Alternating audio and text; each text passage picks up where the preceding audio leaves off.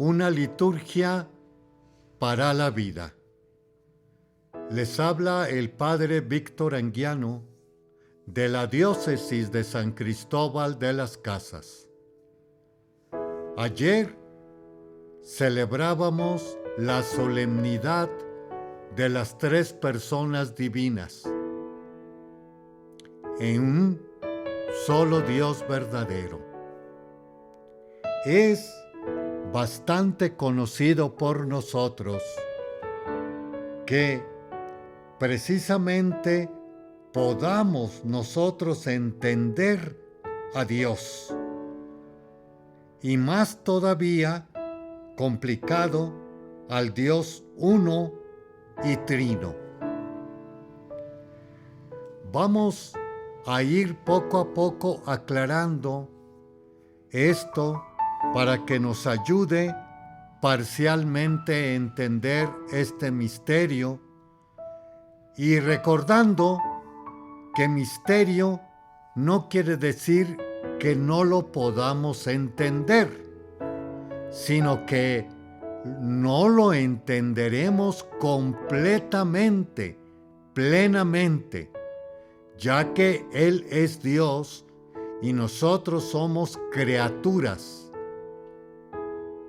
Esto se puede mucho entender aquello que le pasó a San Agustín de Hipona, queriendo comprender el misterio de la Santísima Trinidad, en donde él, caminando por las playas, ve a un niño que agarra en una concha agua del océano para meterla en un hoyito que había hecho previamente en la arena de la playa. Observando esto, San Agustín le dice: ¿qué estás haciendo? Y él le contesta: quiero meter en este hoyo el océano. Pero eso es imposible, le responde el santo. Pues también tú poder entender este misterio en tu cabeza o pensamiento. La Santísima Trinidad, inicio de la segunda etapa del tiempo ordinario. Y lo va a decir el próximo domingo, color verde, que significa maduración de nuestra fe en esta Trinidad Santísima. La primera lectura de ayer, tomada del Éxodo, precisamente nos está hablando de ese Dios compasivo y misericordioso, que previamente este pueblo había pecado con la idolatría. Y Moisés sube al pueblo, al Sinaí, para renovar de nuevo las tablas, los mandamientos, base de la alianza con su pueblo.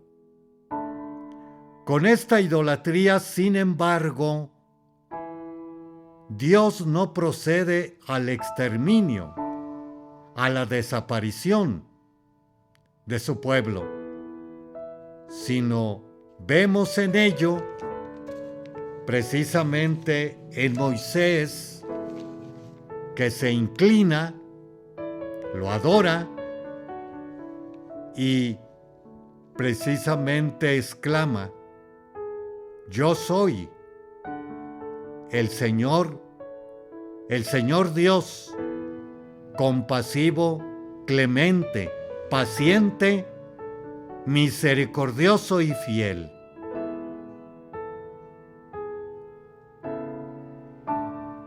Y aquí vemos precisamente lo que nos une con el Evangelio.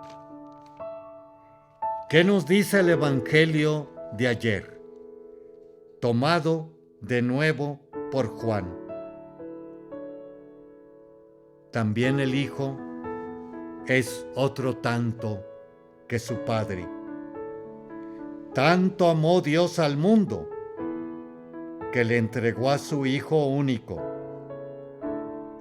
para que todo el que crea en Él no perezca, sino tenga vida eterna. Porque Dios envió a su Hijo, no para condenar, sino para que el mundo se salvara por Él. Y a ese tal envío viene siendo el descender Dios de lo alto. Pero no solamente desciende como en el Sinaí, sino que desciende Él haciéndose carne como nosotros. Así lo expresamos en el credo. Nació de la Virgen María por obra del Espíritu Santo. Y en otro momento Pablo nos amplía más. Compartió en toda nuestra condición humana, menos en el pecado. Y comento de que tomó carne en un pueblo como en una familia completamente ignorada por la humanidad, como específicamente su familia en su pueblo. Israel no sobresalió más que en la fe, de la cual nosotros somos parte de ella. Y también por eso a ellos, a los israelitas, le llamamos nuestros hermanos mayores. Al descender Jesús y hacerse hombre y compartir en todo en nosotros, precisamente nos lo dijo la semana pasada, en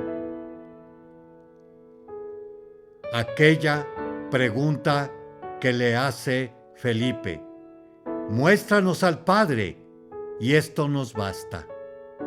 Felipe, tanto tiempo he estado con ustedes y no conocen al Padre. Quien me ve a mí, ve al Padre. Y de nuevo, el Señor, compasivo, misericordioso, benigno. Y también aquí podemos más ampliar en Jesús, que Él obra como obró en el primer momento su Padre, como el Dios de Israel, recordando que les dice a los de su tiempo, en aquel paralítico, tus pecados te son perdonados. ¿Y quién es este que hasta los pecados perdona? Está blasfemando. Y también aquella tempestad en el lago con sus discípulos. ¿No te importa que nos hundamos? Y se levantó el Señor: cállate, y enmudece a los vientos, al mar. Y la exclamación de sus discípulos: ¿quién es este que hasta el viento y el mar le obedecen? O también aquel militar romano: di una sola palabra y mi criado quedará sano. Y de regreso él pregunta: ¿a qué horas se le quitó la fiebre? Y recordó que a esa misma hora Jesús le había dicho lo mismo. Aquí tenemos pues a dos personas, el Padre y el Hijo. Haremos un pequeño espacio y regresamos. Le esperamos.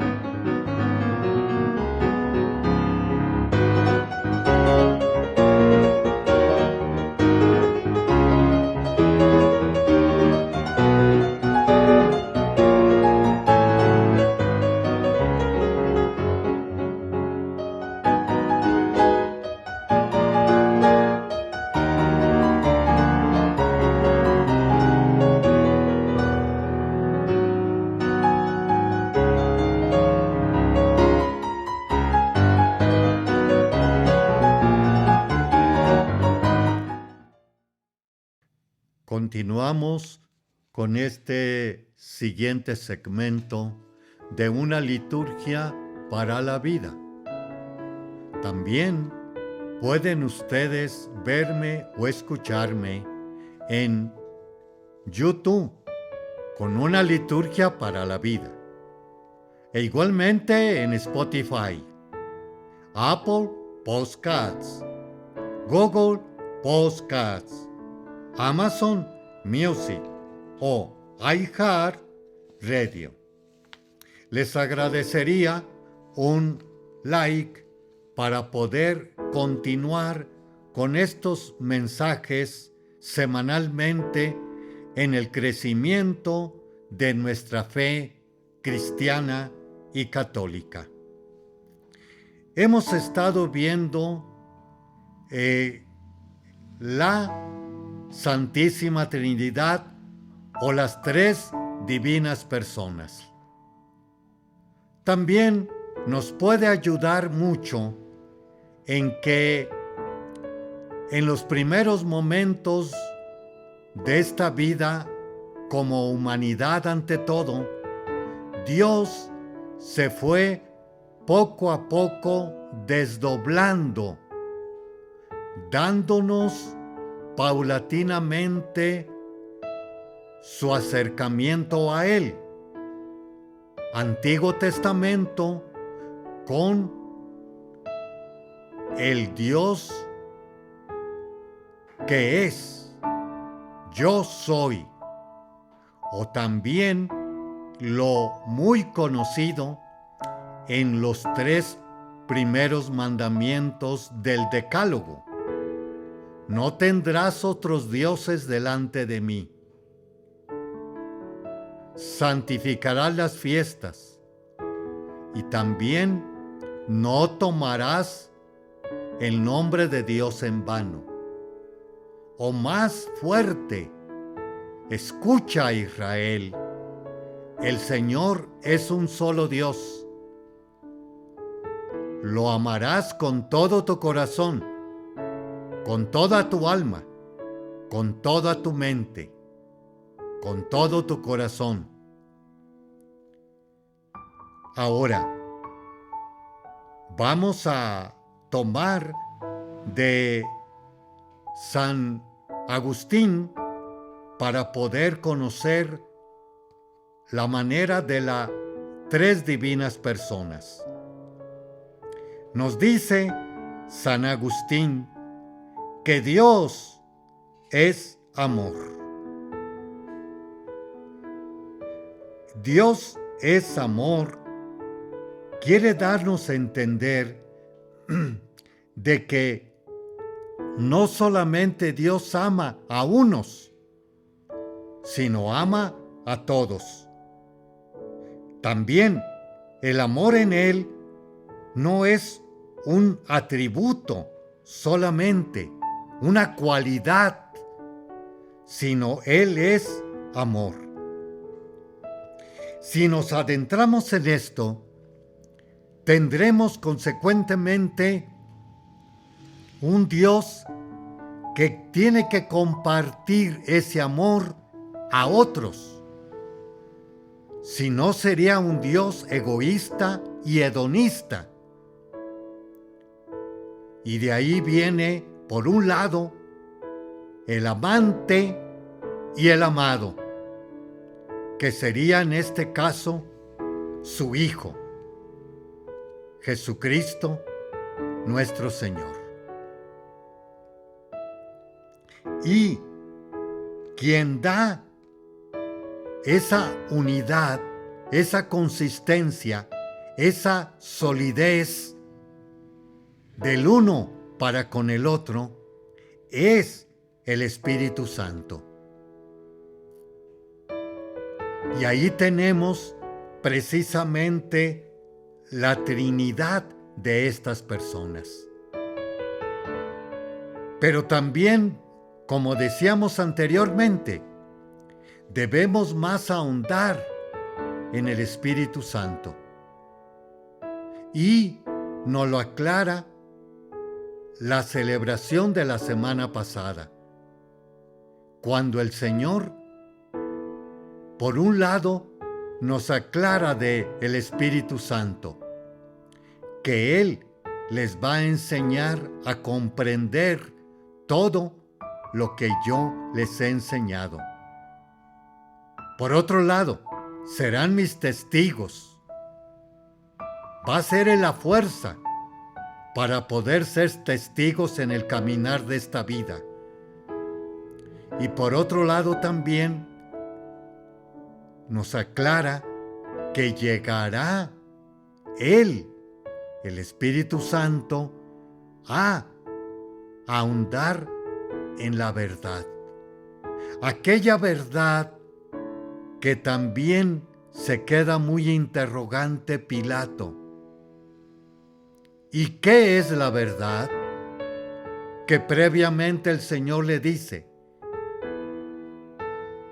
yo vine a ser testigo de la verdad, y todo aquel que escucha mi verdad, escucha mi voz. Allí tenemos pues la acción también ya más clara en estas tres divinas personas. Que de ahí hay que entender también que Pablo, versado mucho en las Escrituras, criado a los pies de Gamaliel, se los dice muy claramente a sus paisanos en la segunda lectura de hoy, que precisamente nos relata a final de la carta. Y dice así: los saludan todos los fieles. La gracia de nuestro Señor Jesucristo, el amor del Padre y la comunión del Espíritu Santo estén siempre con todos ustedes.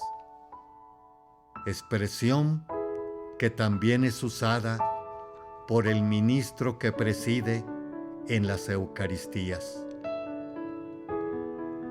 Y aquí nos da a entender, conocedor Pablo de un solo Dios verdadero, mas los cristianos primeros, en este caso los corintios, ya hay esta Trinidad en estas personas, el Padre, el Hijo y el Espíritu Santo, que, conocido muy por nosotros, abre la liturgia y la cierra. ¿Qué de todo esto para nosotros que iniciamos esta segunda etapa del tiempo ordinario? Sería ciertísimamente, primero, que nuestro Padre quiere que todos los hombres se salven, y para ello envía a su Hijo, que nos muestra, lo va a decir él, camino, verdad y vida. Y por otro lado, repitiendo, el Espíritu Santo nos dará la comprensión en la enseñanza, en la verdad y ante todo en el mundo, ser testigos, porque previamente lo había dicho el Señor: ustedes son la luz del mundo y la sal de la tierra. Haremos otro espacio y regresamos en unos momentos. Le esperamos.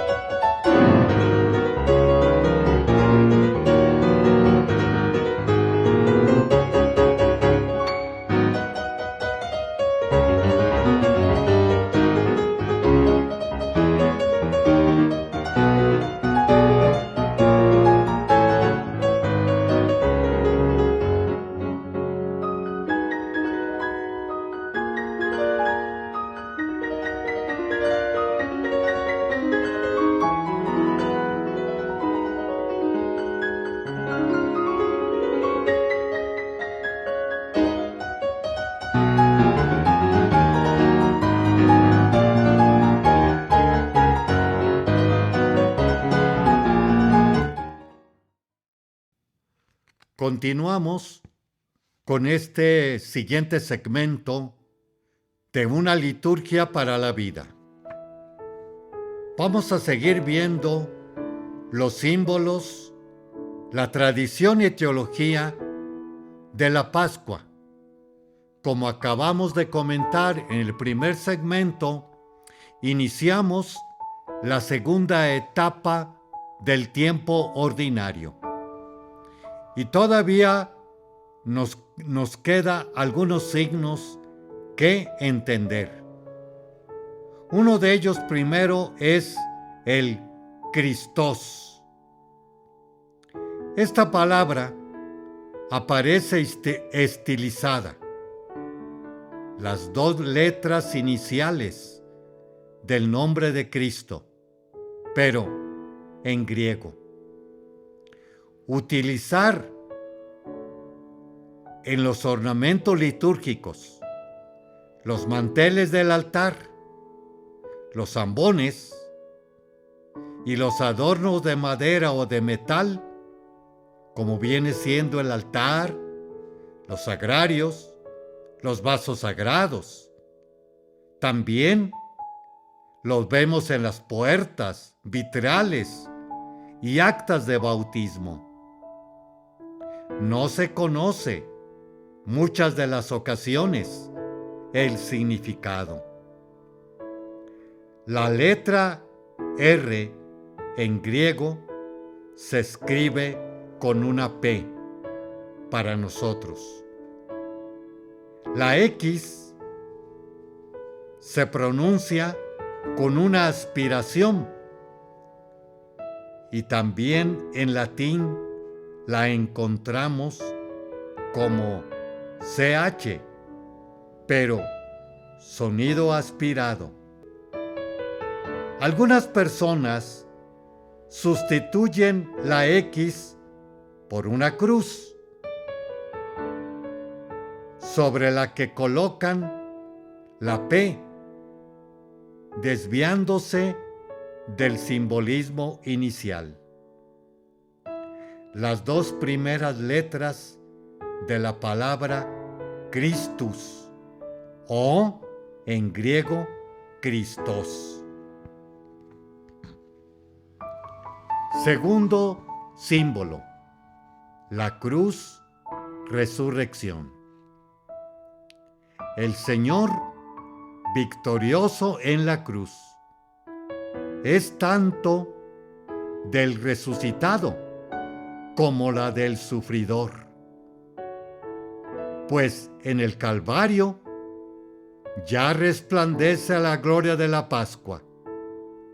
Se ubica en el contexto de la pasión, muerte y resurrección como un todo.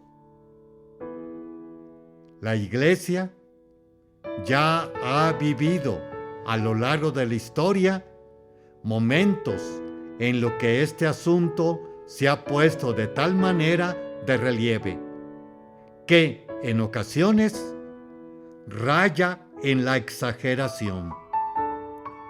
Esto provoca un profundo desequilibrio en la visión del misterio. En otra época, la cruz se ha exaltado de manera que la resurrección ha caído en el olvido. Y finalmente, ha habido momentos en que los que se ha acentuado demasiado la resurrección, olvidando que para lograr esa victoria, Jesucristo tuvo que sufrir y morir. Siempre corremos el riesgo de tener una visión parcial. Por eso debemos estar atentos cuando situemos y relacionemos los hechos, sobre todo en lo que se refiere a los acontecimientos del misterio salvífico, y cuando los vivimos en el momento presente. Sabemos que nuestra vida diaria es un verdadero misterio pascual, un paso que la fe debería de ser una Pascua de la liberación impulsada por la gracia. Para recordar esta combinación de muerte y resurrección, quizás sea interesante ir sustituyendo el crucifijo tradicional, ese que representa a Jesús ensangrentado, agonizante o muerto, o incluso la cruz vacía, por la que representa la cruz vacía, pero con el paño blanco o una palma de victoria. Tercero, el sepulcro vacío y las apariciones del Señor. La presentación pictórica del sepulcro vacío y de las apariciones de Jesús, comunes entre los cristianos, de manera sobria y estilizada, la resurrección del Señor. En efecto, si se analizan los relatos de los apóstoles sobre este acontecimiento, puede verse que los testigos son unánimes al comprobar dos hechos: que el sepulcro está vacío y que el Señor se les apareció vivo varias veces a determinadas personas, muy especialmente a los apóstoles o personas muy cercanas a Él, como la Magdalena.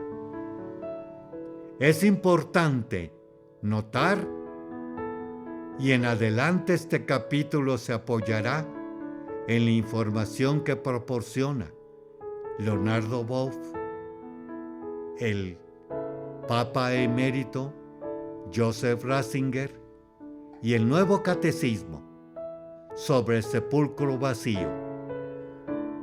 Que este tema pueda leerse de varias maneras. El sepulcro vacío es en sí, no es prueba de la resurrección para ningún evangelista.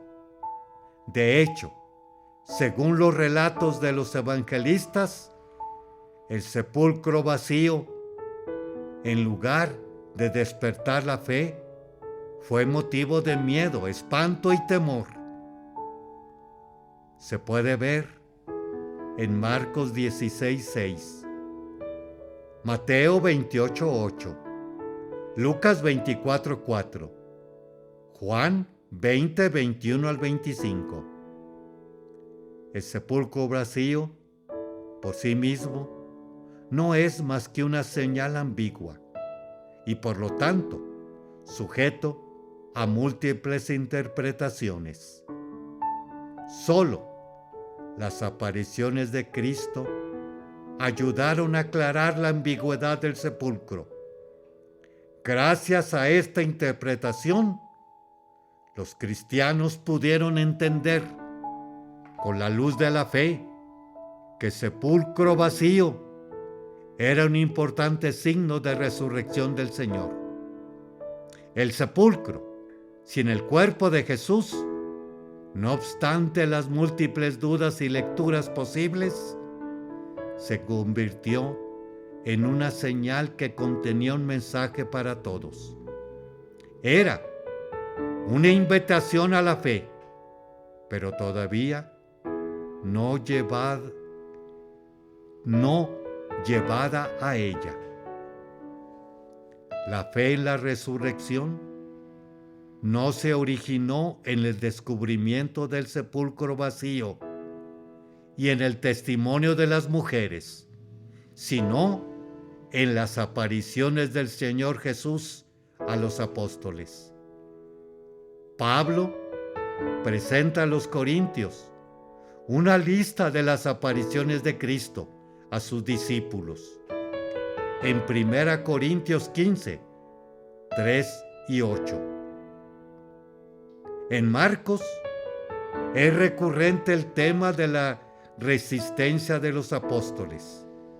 Rechazan el testimonio de María Magdalena y los 2 discípulos. Las apariciones no fueron aceptadas por los apóstoles, sino hasta que el Señor resucitado se manifiesta a los 11 en un momento en que estaban reunidos. Marcos 16, 9, 14.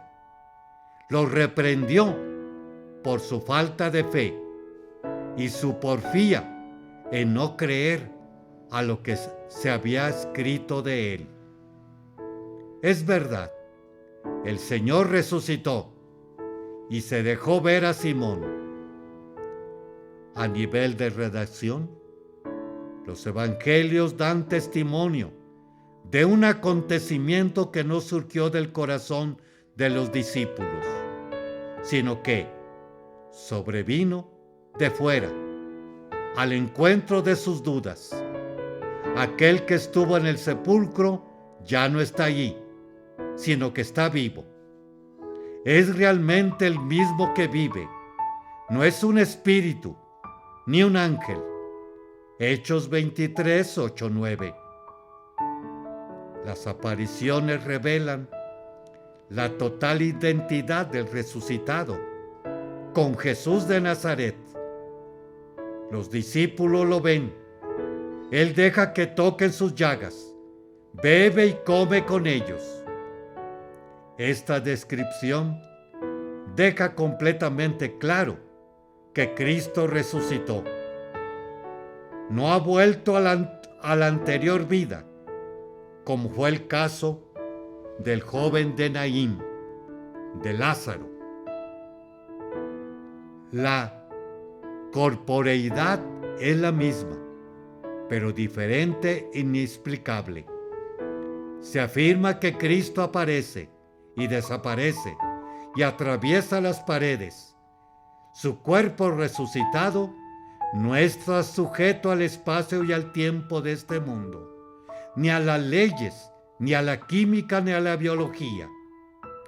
Por eso, los encuentros con Él son apariciones, de manera que casi nunca es reconocido inmediatamente y, aún siéndolo, sigue apareciendo extraño.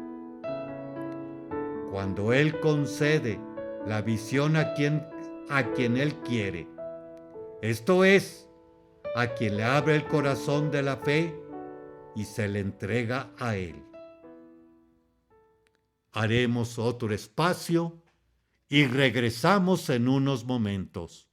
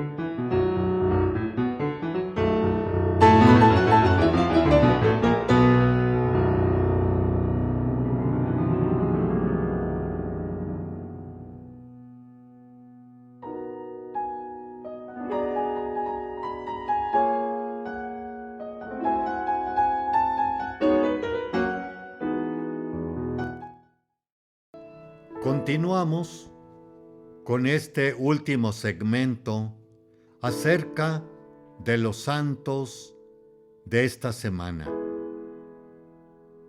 Nos quedó pendiente y es bastante importante tener en cuenta el sábado pasado con los mártires ugandeses.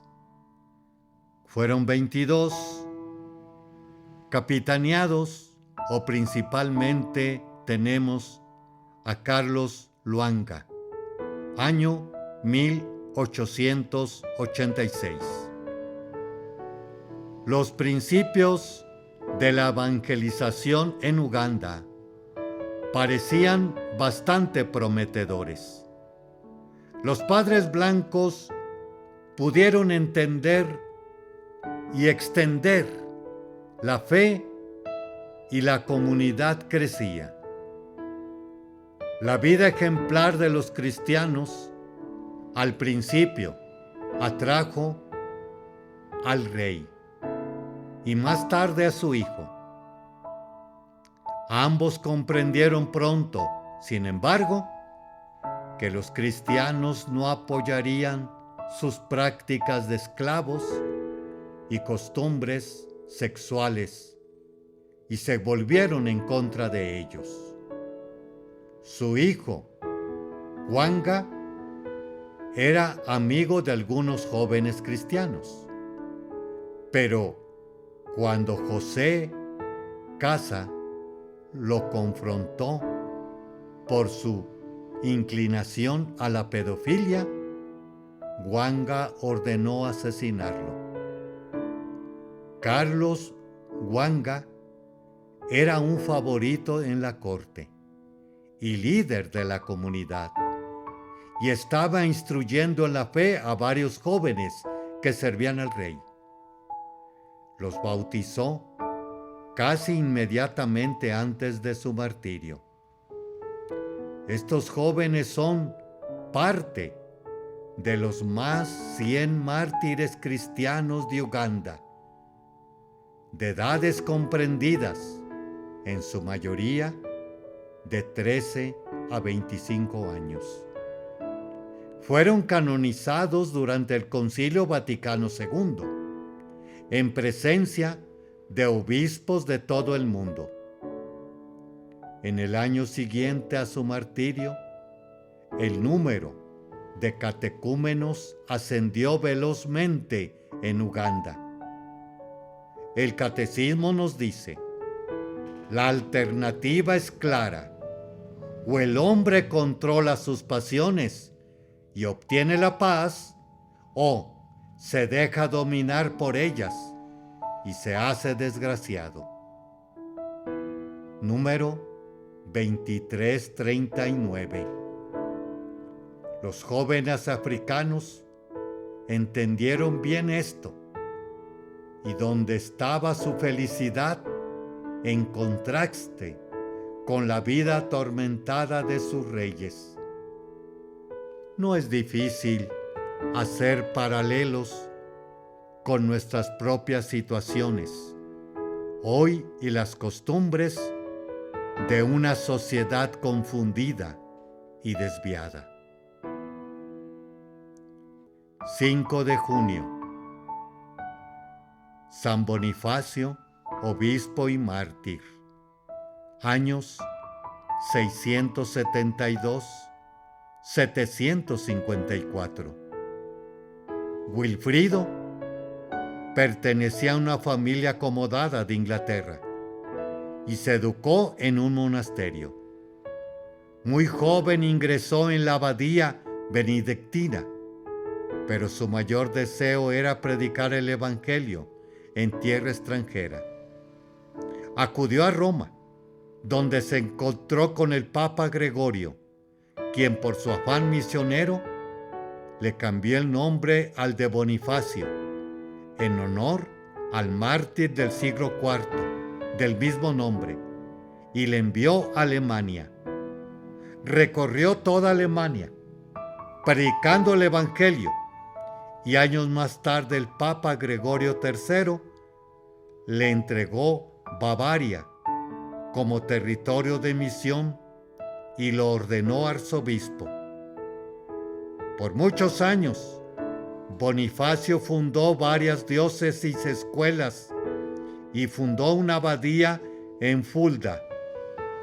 Consiguió estabilizar la iglesia en Alemania con la ayuda de monjes y religiosas, muchos de los cuales también habían sido canonizados. Existía una bella leyenda según la cual Bonifacio se enteró de que en un poblado los habitantes se congregaban alrededor de un árbol dedicado a un dios pagano y sacrificaban a un niño. Bonifacio llegó al pueblo, taló el árbol y en cambio les ofreció un árbol pequeño como árbol santo. Por su predicación, el pueblo se convirtió y ese árbol fue el origen del árbol de Navidad. Mientras se preparaba para administrar la confirmación a un grupo de conversos, una banda hostil llegó al monasterio y asesinó a todos. El catecismo afirma: porque cree en el designio universal de salvación, la Iglesia debe de ser misionera. Números 851.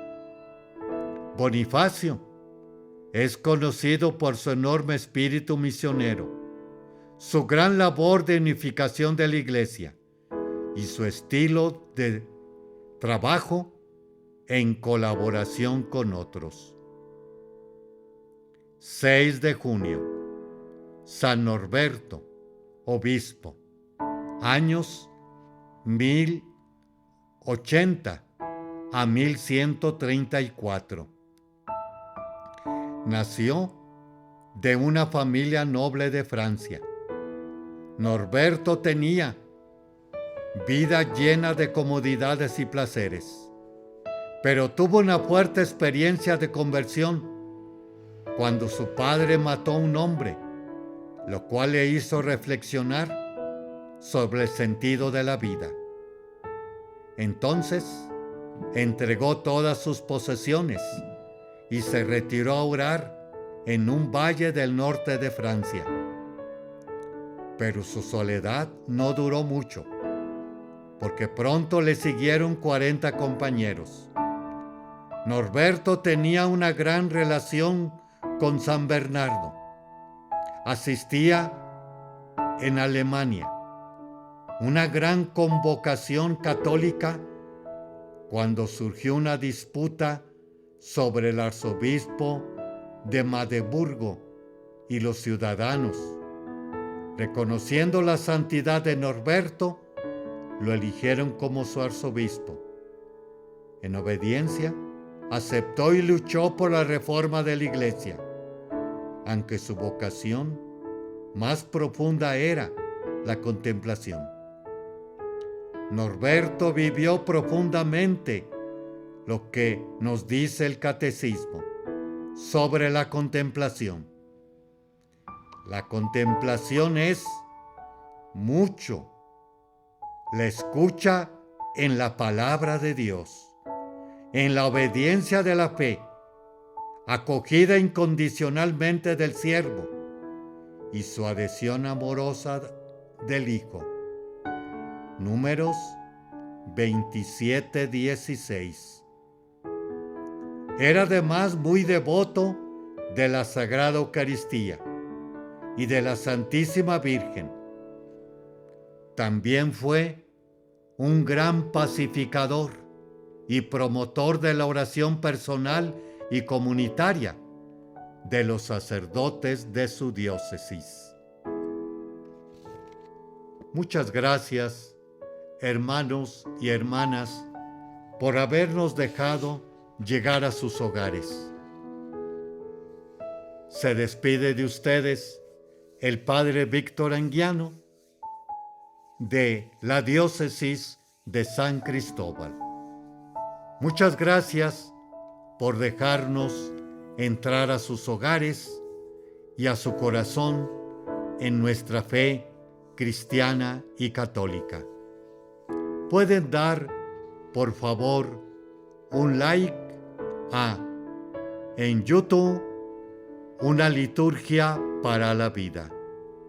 Además, en otros medios, como es Spotify, Apple Podcasts, Google Podcasts, Amazon Music, como iHeartRadio. Feliz noche y tarde para todos ustedes. Que nuestro Señor nos siga ayudando cada vez más, con ayuda del Espíritu Santo y María, al puerto final, en la otra patria después de esta, en la casa eterna del Padre.